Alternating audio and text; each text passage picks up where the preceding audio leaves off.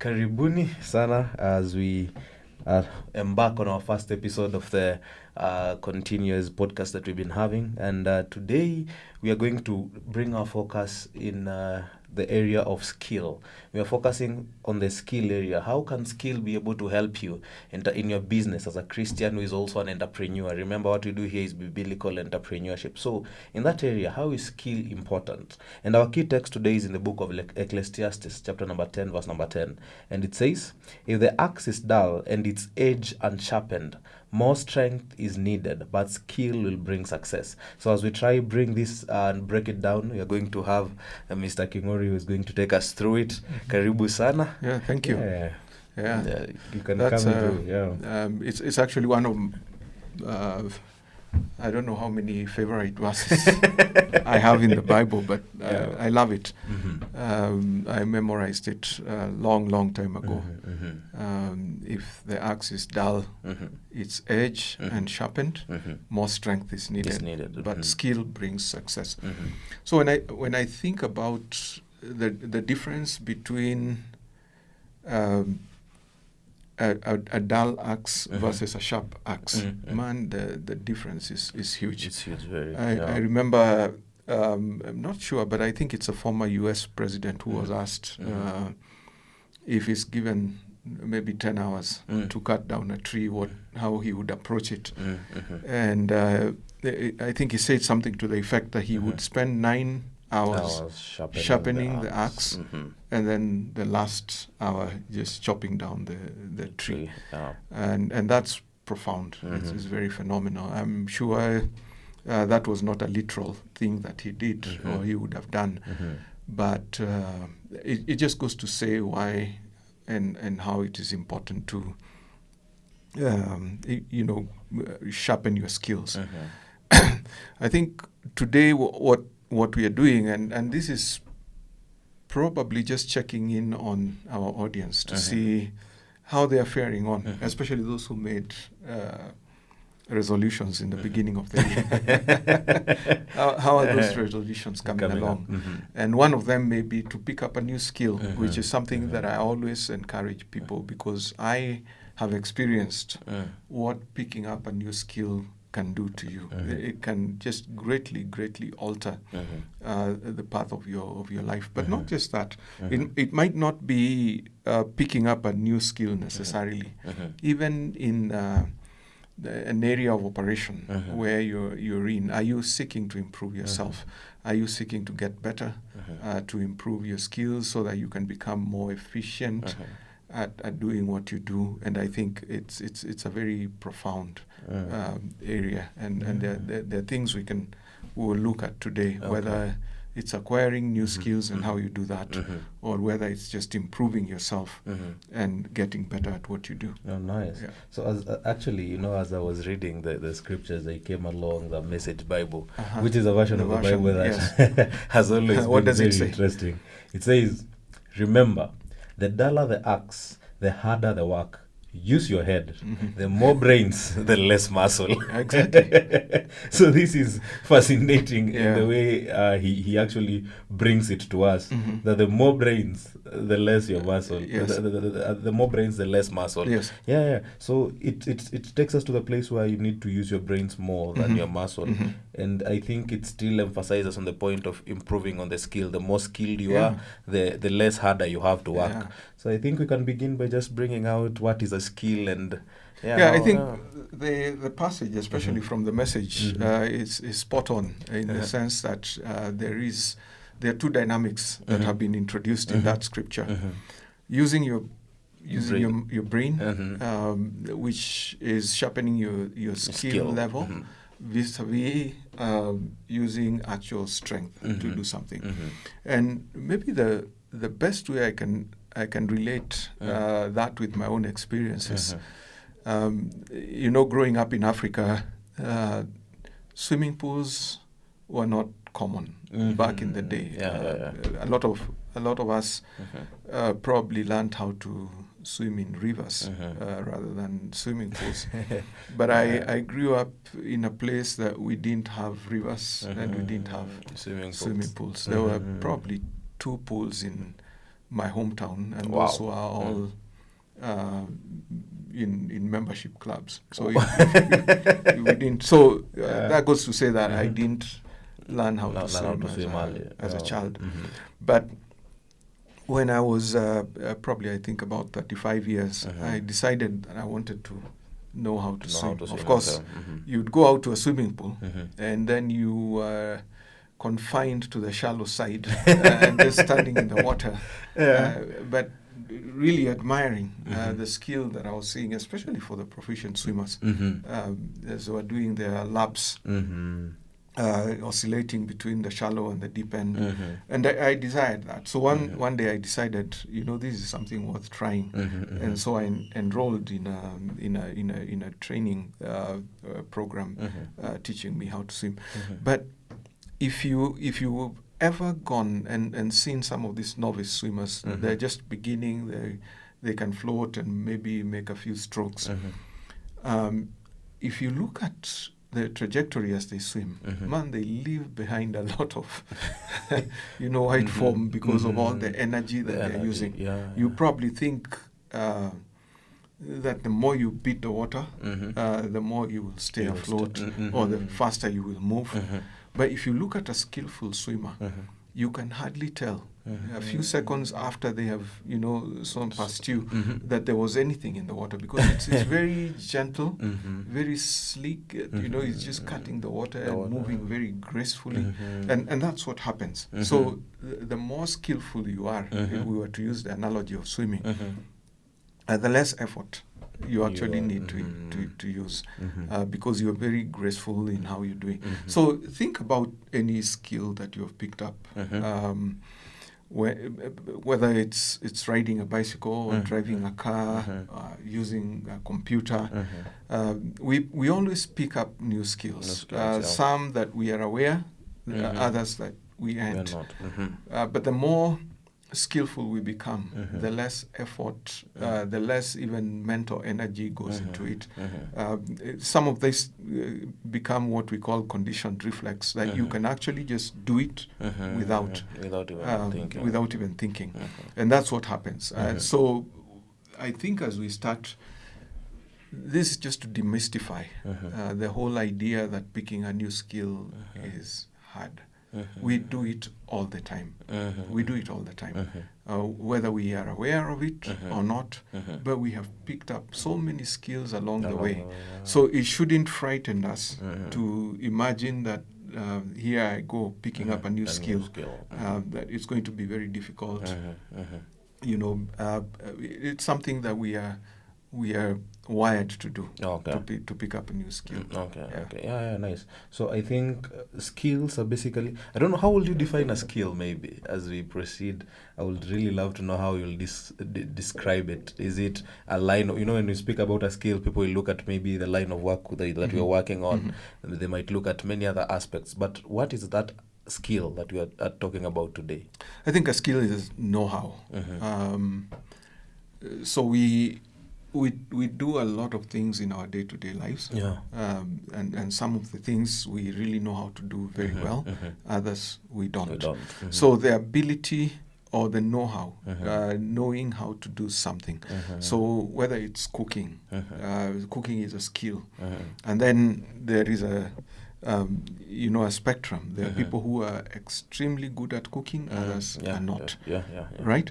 And so the ability to do something, and the knowledge, the know-how of how to do something, that's what skill is. So there are people who are at an entry level in terms of a skill, others are quite accomplished in their ability to do something.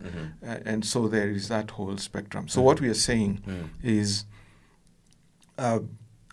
there is potentially an entry level. There are people who are very green in an area. There are others who know zero. Like, if you asked me, I know how to drive, but there was a day I didn't know how to drive. And now with close to 30 years of driving experience, I am a very different person as far as my driving is concerned, vis-a-vis what I was months into getting my license. And so that's what skill is all about. So there are people who will come in, learn how to do something, continue to practice, and by continuing to practice, they become better and better at that skill. Others will probably stagnate, never proceed, and so we are going to look at all these different dynamics. Oh, nice, nice. So I think as we're building up this topic of skill, I think by that now we are able to understand what really a skill is. But now there is the aspect of how to build up a skill. Now I have actually picked up a skill. I know I like doing something. I believe a skill is basically on something you like to do. Or is it just something that you pick on and it just might move on? be I think it might be on anything, not necessarily liking to do. Because if we were to use the idea of driving, I don't know how many of us like driving, but out of necessity, we are forced to drive. Okay. But I think the skill idea that we are looking at, especially for us who are now adults and adult learners, or people wanting to set up a business in an area of your interest where you are skillful and where you can continue growing, then that's where the idea of doing or engaging in an activity in an area that you like or thrive, that's where that comes in. But a skill, I think for me, if you set out to learn something, we are wired in a certain way that we can always learn, and there is a very predictable path to our ability to learn, our ability to excel, our ability to sharpen the axe, so to speak. Okay. And this can be traced right back to our infancy, how we learn how to walk. Remember? For you and I, it's very obvious. Walking is seamless. I mean, we don't think about it. It's just putting one foot in front of the other, and there you go. But for a child who is learning how to walk, this is huge. They're supporting, they feel like they're going to, it's like the earth is opening up, and they'll just but the more they get used to it, with all the encouragement that they get from the parents, and then it's overcoming fear, it's having the courage to take the next step, and then there is a time that I think within his skill, especially when you have figured out what the first steps are, people end up in a place where they seem to plateau. And I remember that happening to me with swimming, with learning how to drive, with learning how to play the guitar. So you get to a point where you've just started making the first steps. Then you feel like the world is just flat. You're not making progress. You're not seeing any change. You're not seeing any improvement. You feel like it's becoming very overwhelming. I'm not making any progress, and that's a plateau, a place where people end up many times when they're picking up new skills. And I think then the idea is the more we sharpen, the more you continue practicing, the more you continue doing, the better you become. And maybe at the time when you're starting to get to a place of excellence in that skill, that's when you look back and say, man, I've come from far. I was not able to do these things like this, but now I am. And before long, you're dazzling people. Simple tasks, like even typing on a keyboard in a computer. These days we are more accustomed, especially those who are coming behind us, our children, they're maybe more accustomed to using the phone as a computer rather than the actual laptop or desktops. And for me, typing, I don't necessarily need to look at the keyboard. And I know for many out there, they've gotten to that. We didn't set out with that goal in mind, but because the computer was a tool of trade for us back in the day, we just had to learn how to type. So typing the letters, typing the emails, typing all the things that we needed to type, the reports, etc. So because of doing it more and many times, now I'm able to type without necessarily looking at the keyboard. I could even be having a conversation with you, and somewhere in the back of my mind, I'm typing something away that has nothing to do with the conversation that we are having. That's what gaining a skill. And this is why I said that it is important. Even as we look at our own lives, we are getting better at doing stuff every day. Yes. So this is it's just a way to demystify the whole idea that picking new skills is a strange thing. Yeah. Okay. Now, can we try and bring it into context and place it into now a businessman's place? Yeah. I think from your story, Yes. and I think it's something that all of us have been hearing, and we have heard and we have learned, that you picked a skill in terms of cloth making, just using the machine, and slowly that skill has transformed to be your daily livelihood. Exactly. Now, as a businessman, how important is this skill to you, and why should we advise people to push into this area, into the place of adding more skills? Yeah. Yes. I think you've touched on something very important, and I maybe let me just step back a bit and give it even as a testimony or as a story.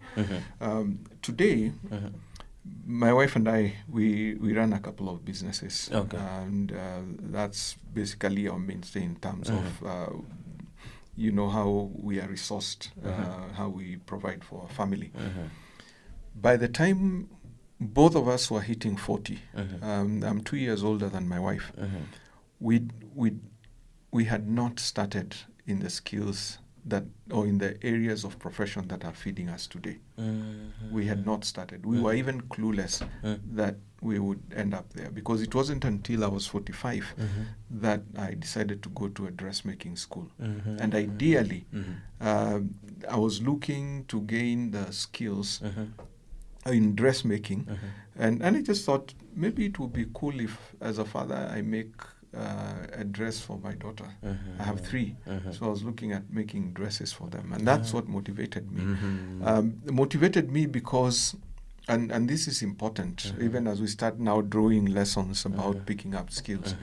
From the very onset, from the time I was a very young boy, I always loved to do things with my hand. I'm a creative person, and I was just looking for something to feed that creativity.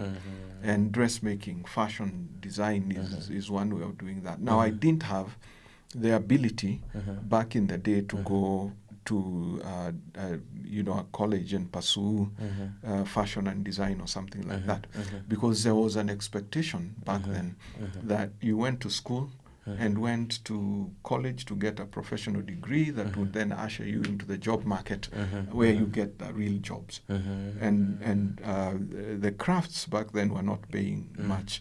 So I was put on that trajectory, and I went through high school, went to college, I got my degree, and I joined the job market looking for a job, which I got, and then I later transitioned into Christian ministry. But when you look at where we are today, we have probably gotten more, even in terms of revenues associated to our businesses, not profits necessarily, but revenues, from the skills that we learned in our mid-40s than from the professional certifications that we got back in the day. So I went to college and got a degree in political science and philosophy. It was pretty much the degree that opened up the doors for me to get into the corporate world. But if you were to ask me in terms of what those 2 degrees have helped me in terms of generating income for my family, I mean, I can say it's very little. The political science, philosophy space is something that I enjoyed. It's probably more, if I look back, I enjoyed those sessions and lectures, and I continue to expose myself to quite a bit of knowledge in political science and philosophy to this day as a hobby. I like observing what's happening around the world. I like predicting political outcomes, especially in cases of elections. I am not one to shy away from debating one way or another when we get together with friends, my siblings, about politics and stuff like that. And so that's something that feeds my soul. It's something that I enjoy doing, but I'm not. I don't think I'll ever pursue a career in politics. But you know, philosophy, the whole area of arguments, sound arguments, and whether truth and truths, validity of a statement, those are things I enjoy, and especially as a Christian, and in the area of apologetics, when you're looking at comparative religion. Why do I, for instance, believe in the exclusivity of Christianity as the only path that leads us to eternity? Where does that leave my Muslim friend, my Mormon friend?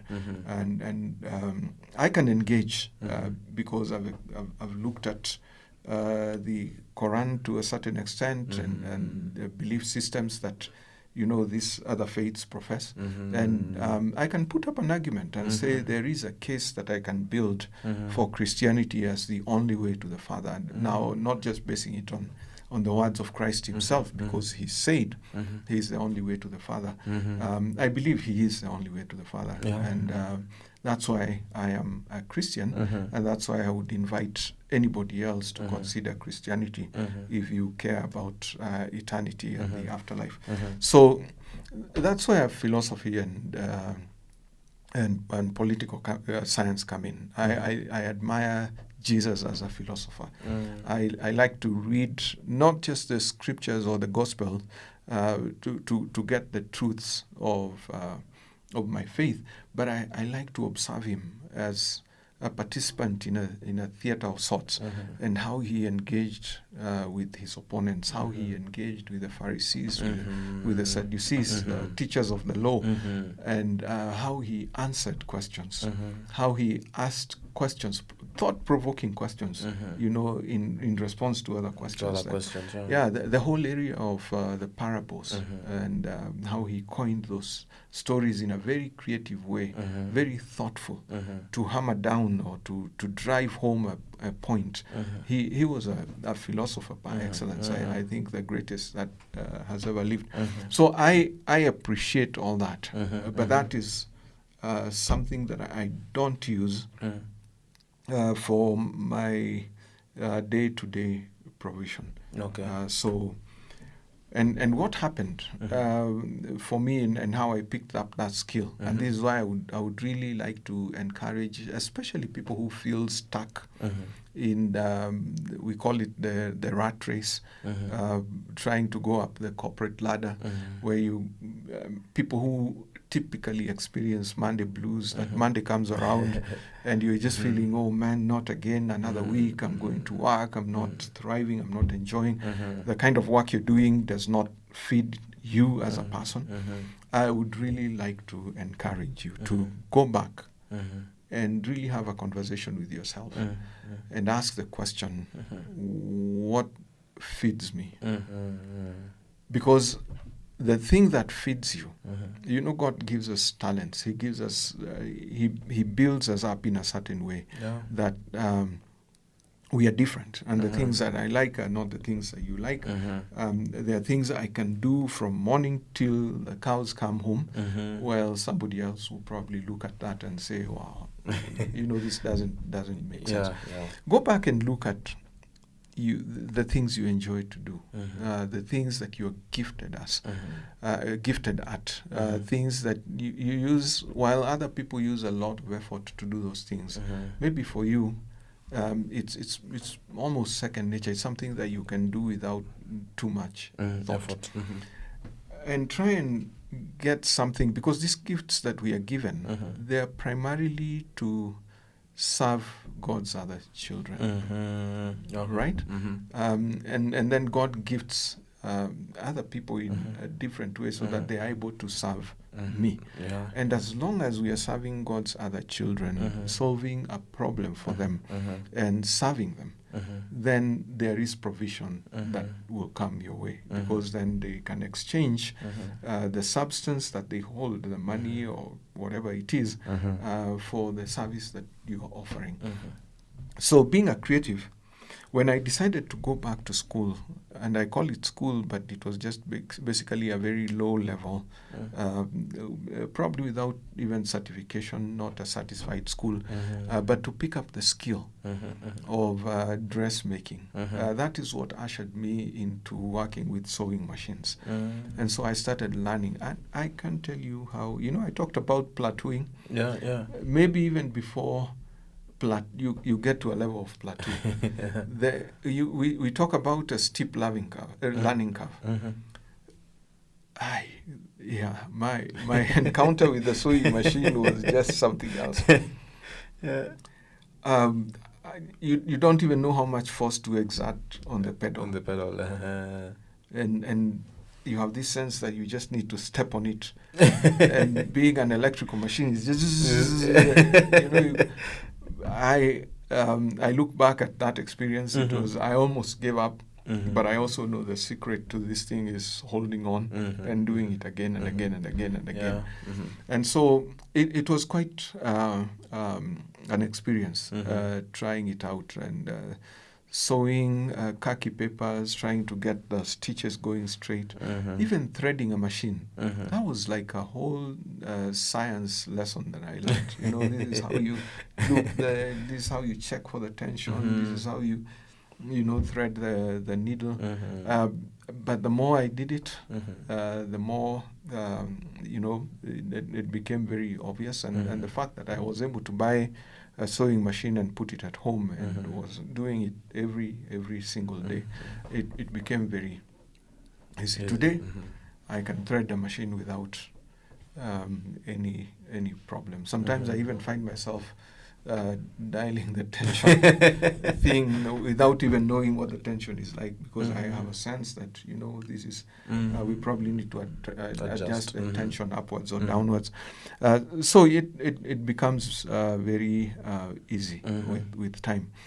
But what I want to say to people, the whole idea about going to college to get a professional degree, if you're not working in maybe medicine or law or another profession that really requires you to get a degree, psychology, I don't know.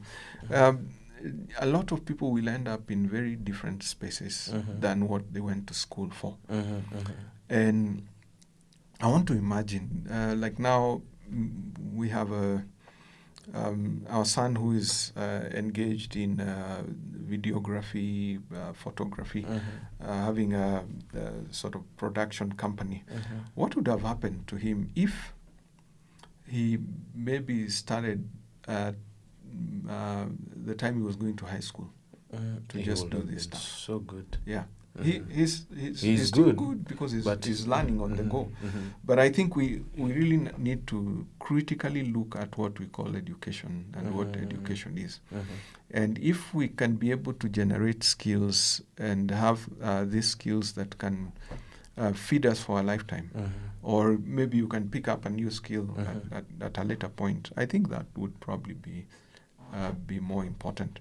So I think finding a space where you are comfortable, where you feel it's feeding your spirit, because I'm a testimony that you can acquire a new skill at whatever stage in life, run with it, and it can feed you. So if you go out there and check out Pattori Leather Goods, Pattori Leather Goods, the birth of Pattori was that enrollment that I did to that dressmaking school. Now I transitioned from making dresses to doing leather craft, but I still stitch. It's the same knowledge, only that now I'm using industrial sewing machines, and I have installed what we call servo motors in those machines, so that they're not very fast.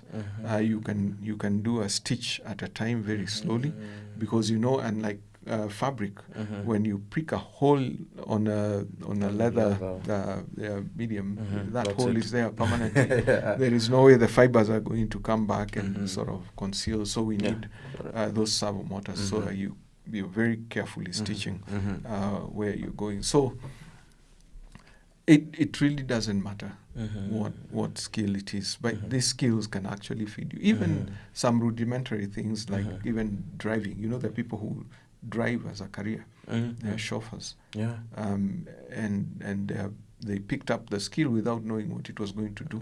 But that skill feeds them for their lifetime. So we need to be very intentional in picking up new skills. Nice. So as you're talking, I think I've picked up several things, that it does not matter how old you are, you can just pick up a skill as you go. Right. But yet there is a question that is just lingering around my mind. I think it's just basically a very simple question, but it's a question that I've had with very many young people as we grow. It's always been, should I pick one and be so good at it, or should I diversify and build as many as I can, taking the one that is seeming to work as I go? You know, there are many people who have very many skills, and so they pick the one that is working as they proceed with it. But there are those that have focused on one skill that they have built on it. So which one is a better space to go through?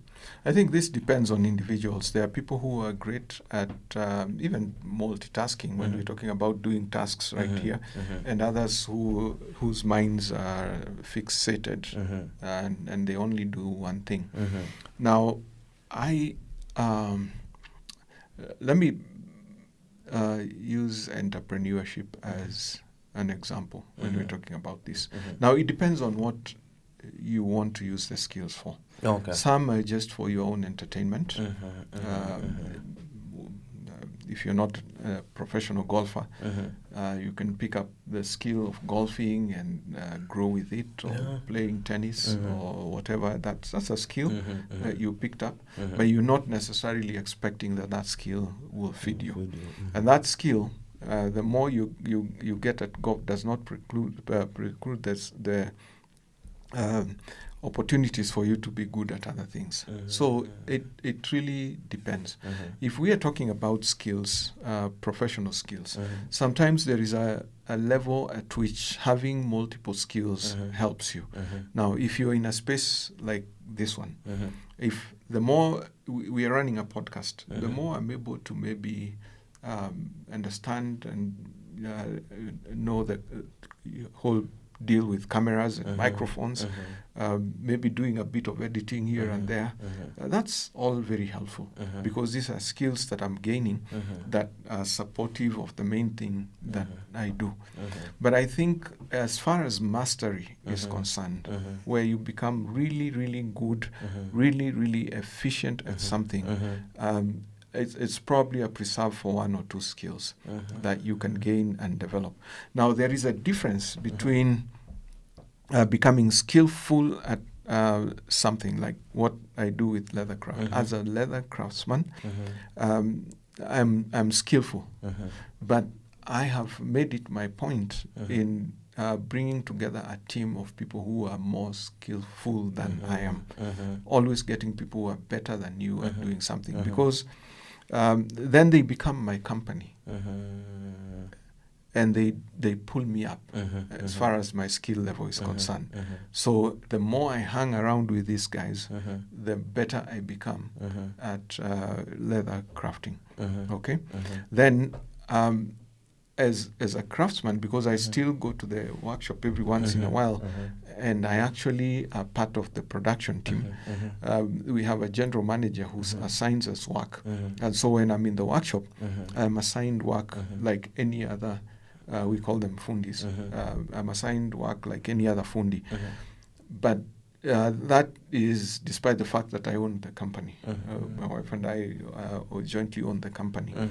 So you see the point. Now, other times I'll be out working on the business or running the business, which is not in and of itself leather crafting, but I'm CEO. So I'm steering the company, I'm directing the company. So it's helpful that I know how to actually do leather craft. So I'm able to engage with our clients and maybe give them insights that somebody else who doesn't have that skill would not know.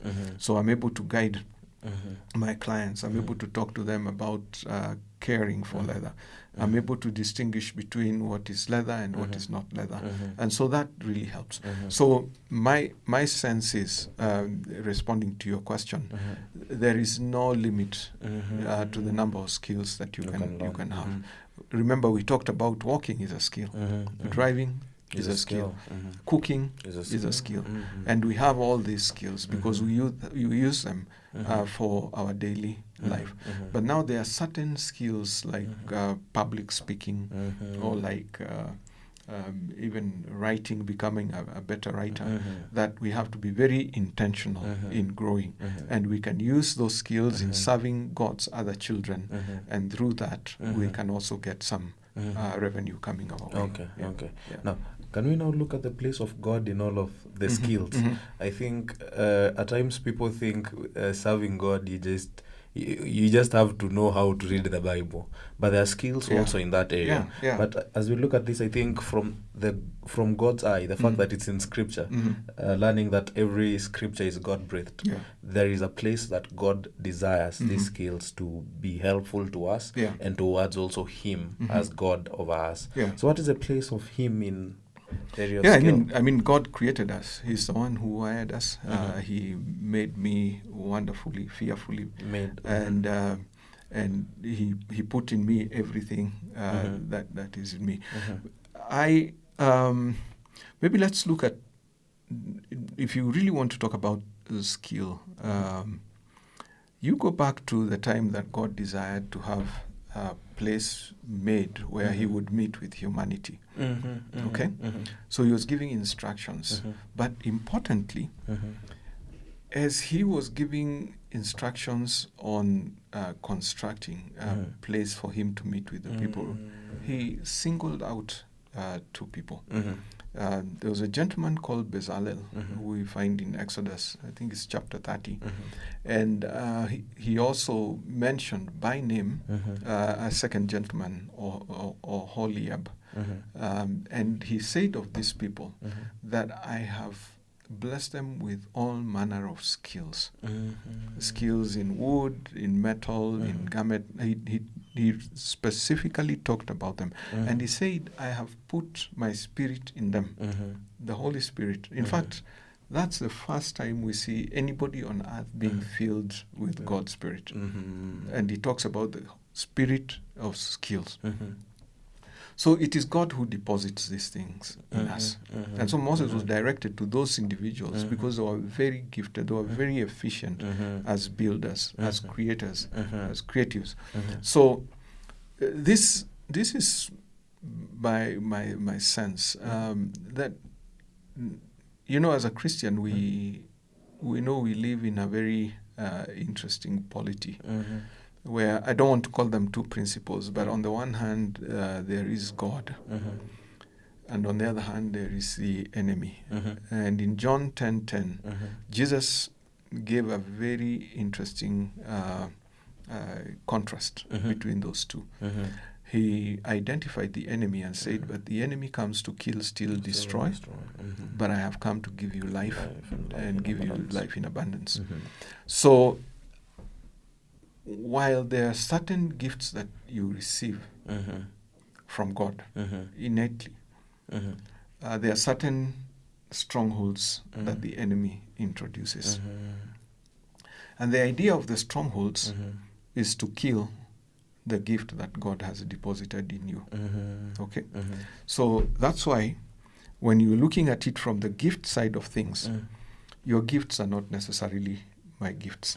Even as Jesus was putting together his church, we know that he, what we call the fivefold ministry, he gave to some to be evangelists, to some teachers, pastors, apostles and prophets. Yes, so that the body of Christ will be adequately resourced. But evangelists are not necessarily pastors. They're not necessarily teachers. And if your church is not wholesome in terms of those different offices, and if you have an evangelist who comes along and preaches the word of God and you believe, and then you sit under him for pastoral care, you will never grow, because evangelists, they do not know, they always see sinner Repent. Sinner, repent. When will you grow as a person? Okay? So I believe it's God who deposits and puts these talents in us. He puts certain natural abilities in us that other people do not have. Now, when you go to the other side, we call them strongholds. These are supposed to come and kill the seed and the thing that God deposited in you. So, for instance, laziness, okay, fear. Because when you go to Matthew 25 and you look at this gentleman who received the talents, and out of fear and out of laziness, he went and buried the talent. Remember what Jesus said of him. Depart from me, you wicked. It was expressed as wickedness. So while I have the natural ability to pick up a skill and do something, and I decide either out of fear, out of laziness, maybe it's just out of a sense of I'm not good enough, the imposter syndrome, and I decide not to do anything about it. When I give an account to God, He might reference me to, a worker of iniquities, a wicked person. So it's very interesting. You really need to look at yourself and look at the role that the devil may be playing in plaguing you, in causing you to stagnate, in preventing you from moving into what God has in store for you. So it might be laziness, because we are told, especially with regards to sleep, you keep folding your arms and sleeping a bit more, and poverty will come like an umbrella. Yes. So it's very important for us to be faithful stewards with what God has deposited in us to actually work it out. And there are several things that hold people back. One is just fear. Fear. And fear is a pretty bad thing. And God says it, I did not give you a spirit of fear. So when we feel fearful, when we fear people, we are supposed to use our gifts to serve people. And yet we are held back by the fear of people. That I don't like bothering people. I don't feel like I'm good enough. I don't feel like, what will they think about me? Maybe my hairstyle is like this and this. And all these small, very small things hold you back. Have you tried to go to people and actually see? Because all that is required is for you to be skillful. And when you gain and attain mastery, that mastery will attract the same people to you. But now, here you are, holding back because you fear people. Yet God desires you to use that gift to serve people. Fear. Okay? Yeah. Having a bad perception about yourself. A perception that is not God's perception about you. And this takes me back to the 12 spies, where Joshua, Caleb came with a very different report from the other 10. If you remember, as they were reporting about the giants that they had seen in the promised land, they came up with a very interesting statement.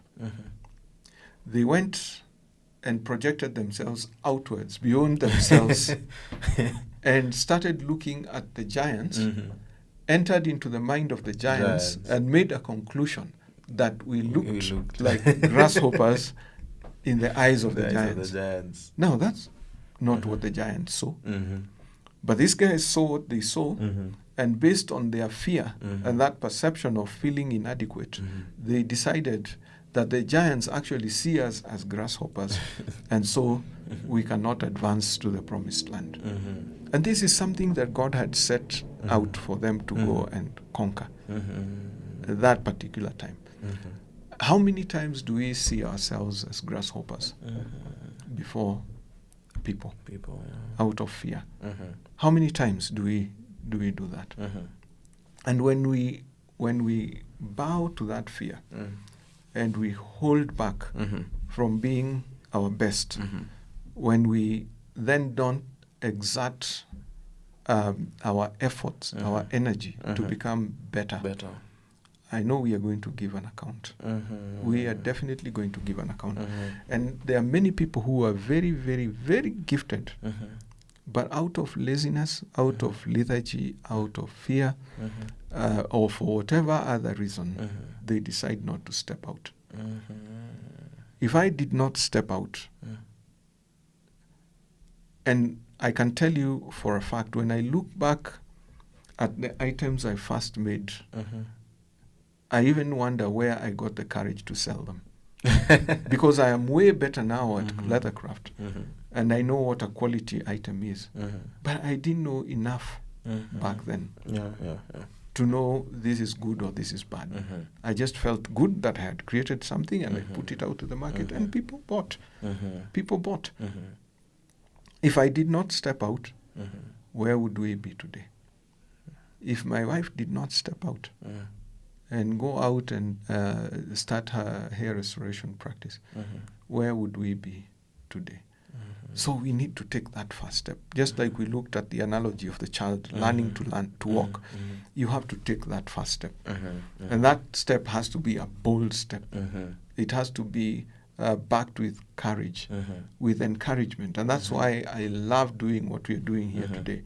Because part of what we are doing here, imagine I'm like a parent who is encouraging a child or somebody, who is starting to walk the first time, telling you, hey, go for it, go for it.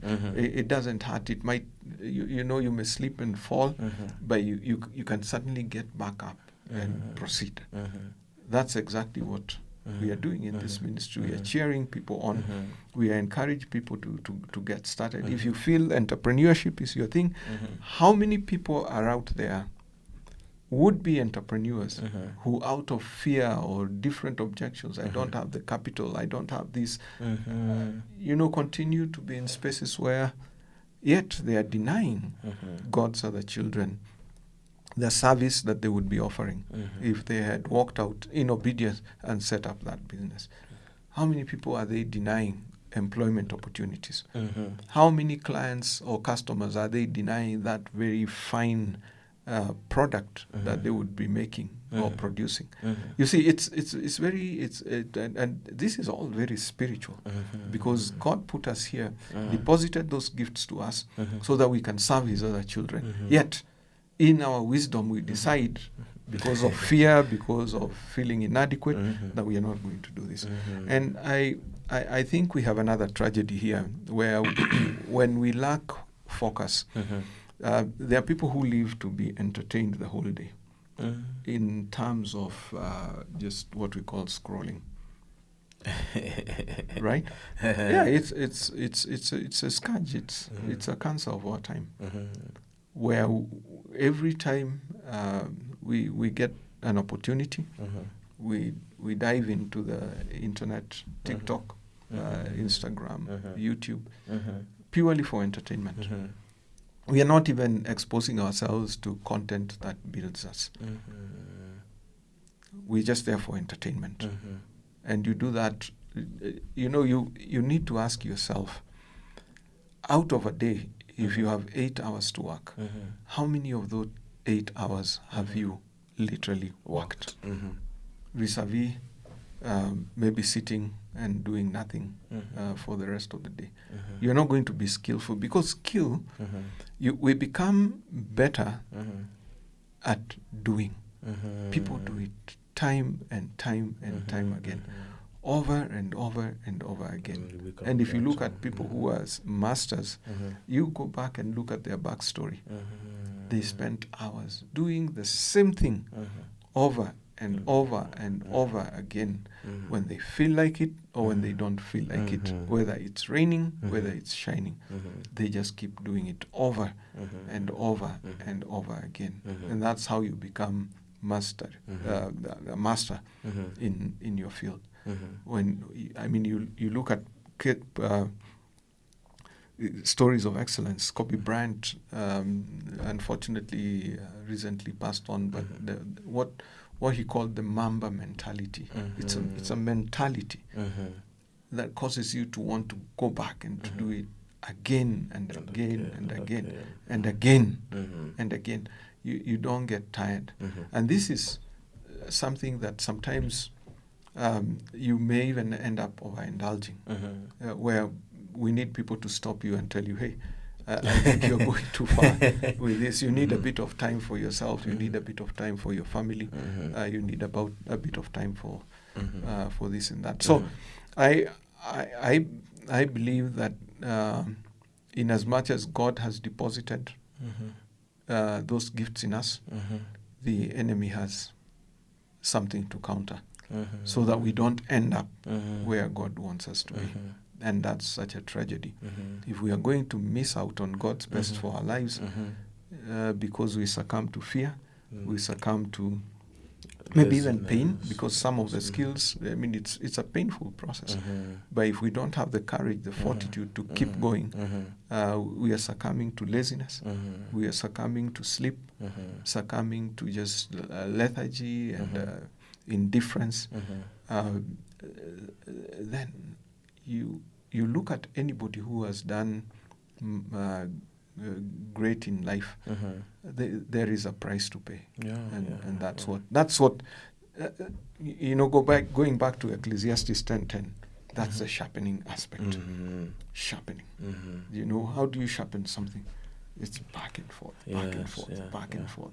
You know, with a skillful eye, you're looking to see how the blade is shining. You keep going, then you're testing. You're testing. But if you decide to cut up a piece of meat with that knife, first time round when it's blunt, I mean, you're going to use a lot of force. That's what it says with the axe. But when it's sharp, it just slices. It's like a hot knife going through butter, as they say. It becomes very, very, very easy. I think listening to all of this, I have really related it to a story in the Bible that we were being told a few days ago. The story of Peter and him seeing Jesus as a ghost, and then he tells Jesus, if you're truly Jesus, call me out of the boat. And he walks out of the boat and starts walking on water. And we're being told many Christians will actually just stand on top of the boat and keep on telling Jesus, call us, but they don't have the courage to actually walk into the water. Step out, yes. Because it just shows us how great of faith it is just to take that action and walk and just step on water, and yet this is not a surface that it's not normal for me to just float on it. To just float on it. It's very nice analogy. And I think maybe just to piggyback on that, you talked about Peter.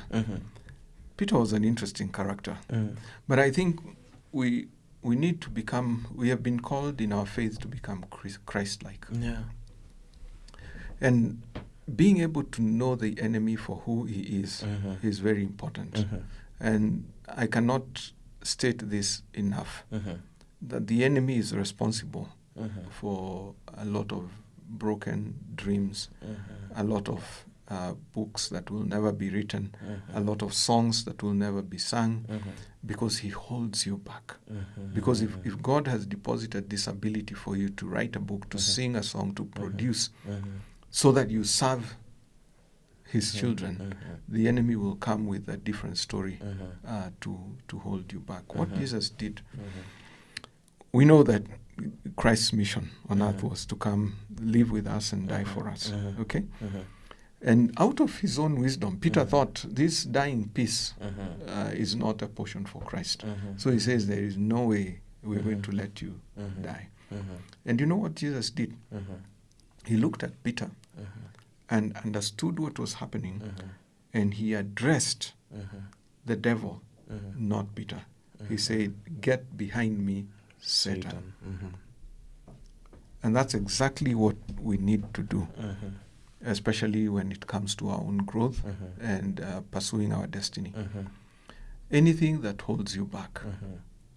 If you have everything going, but out of a sense of laziness, and you are sure that this is an area that I ought to be excelling in, but out of laziness, out of distraction, out of a feeling that I'm not good enough, if you think that you are supposed to be in point Z today, but you're still in point A, or you might be even in point C, which is better than point A.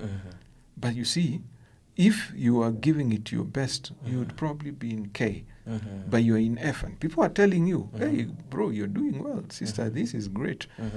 But based on your own ability, you're falling short of where you ought to be. You need to be able to identify the thing that is holding you back and address it. And I want to suggest here that more often than not, that will be something coming from the enemy. So just look at it, identify it for what it is. Identify that enemy, that fear, that laziness, that the things that are not God-given, especially fear. And just address it for what it is. Get behind me, Satan. I'm on a mission. I know where I'm going. I'm supposed to have this multi-million company by now. But because of laziness, because of lethargy, because of fear, I am still back here. I ought to be employing so many people, but yet because of fear, I'm still alone. You know? I ought to have given a testimony of God's faithfulness in how He has helped me build this business. But because of fear, that testimony will not be given. That encouragement, which would have encouraged somebody else to also step out in faith, would not have been given. So I think there is a... you started the question by asking the question, the role that God plays. But I also want to highlight that there is a role that the devil plays. And for him to succeed, we have to allow him. So let's stop scrolling. Let's improve ourselves. Let's do something that makes us better than we are today. Yeah. I think you have said it all. I don't think I have anything to add. Maybe if you have a parting shot as we come think about something that you've wanted to do for a long time. I know a lot of you have said you have this burning desire to get into a space. You've always wanted to do this. Just have the courage, and you have our permission. You go out and step out and do it. And we would like to hear from you. Like I said, and this is important. Both my wife and I are running businesses in areas where we are quite skillful, but by the time we were 40, even 45, we had not even scratched the surface as far as gaining these skills is concerned. And so if that encourages you to start, maybe you're in your mid-30s, maybe you're in your 20s, it's never too early, never too late. Just heed God's call, listen to yourself, and step out. And, the story will be very, very different next time. Now, with that, I think I only have a few things to say. Kindly subscribe. Don't watch without subscribing. Kindly subscribe, share, leave a comment. We normally have conversations. It will be very wonderful if we can just hear from you on something that you've picked and learned from these particular segments. And finally, I think continue sharing it to as many people as you can. And that's it from me. And I appreciate you for listening to us. Asanteni sana. See you next time. See you.